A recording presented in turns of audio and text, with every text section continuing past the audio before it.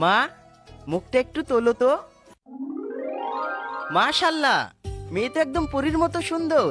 আমি তো বলেছিলাম আপনাকে মেয়ে একদম রাজকুমারীর মতো দেখতে। এবার বিশ্বাস হলো? হ্যাঁ ঘটক, তুমি ঠিকই বলেছিলে।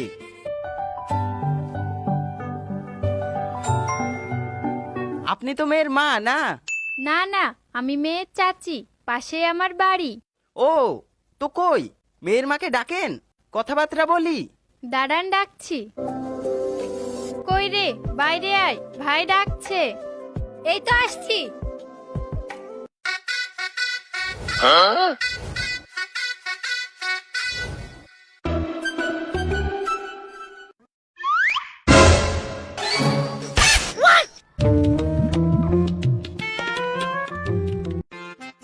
আজকে আমার ছেলের জন্য মেয়ে দেখতে যাচ্ছি। ও মা, তাই নাকি? আজকে তো আমার মেয়েকেও ছেলেপক্ষ দেখতে আসছে। তাই নাকি? তাহলে তো ভালোই, তোমারও মেয়ের বিয়ে হয়ে যাবে, আমারও ছেলের বিয়ে হয়ে যাবে। তারপরে তো আমাদের পুরো মাঠ ফাঁকা। তার মানে তো আমরা খুব তাড়াতাড়ি বিয়ে করতে চলেছি। তাই তো মনে হচ্ছে। এই মেয়ের সাথে আমার ছেলের বিয়ে দিব না। কেন, কি হলো? এখনো তো বললেন মেয়ে আপনার পছন্দ। হ্যাঁ বললাম, কিন্তু এখন আমার মুড চেঞ্জ হয়ে গেল। আমি যাম, উঠ বাড়ি চ।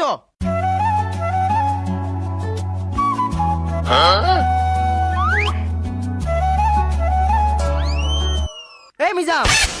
হ্যাঁ আব্বা বলো। বাড়ি চ। কেন আব্বা, বিয়ের কথা বলবা না? না, এই মেয়ের সাথে তোর বিয়ে দিব না। কেন আব্বা, কি হলো?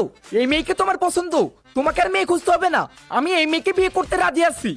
তুই রাজি হলে তো হবে না, আমারও পছন্দের ব্যাপার আছে।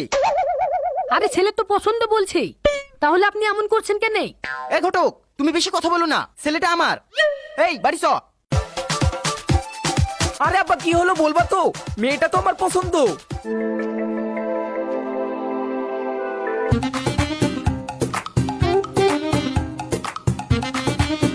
কি ব্যাপার, লোকটা হঠাৎ এভাবে রেগে চলে গেল কেন? আমি কি করে বলবো? মনে হয় লোকটার মাথায় কোনো সমস্যা আছে। চলে গেল ভালোই হলো, ছেলেটা আমার পছন্দ না। কেন, ছেলেটা তো দেখতে ভালোই ছিল। শুধু দেখতে ভালো হলে হবে, ছেলেকে কাজের হতে হবে। তুমি কি করে জানলে ছেলেটা কাজের না কাজের? আমার তো দেখে অমন মনে হলো না। এই, তুই আমার করতে বেশি বুঝিস, যা ঘরে যা।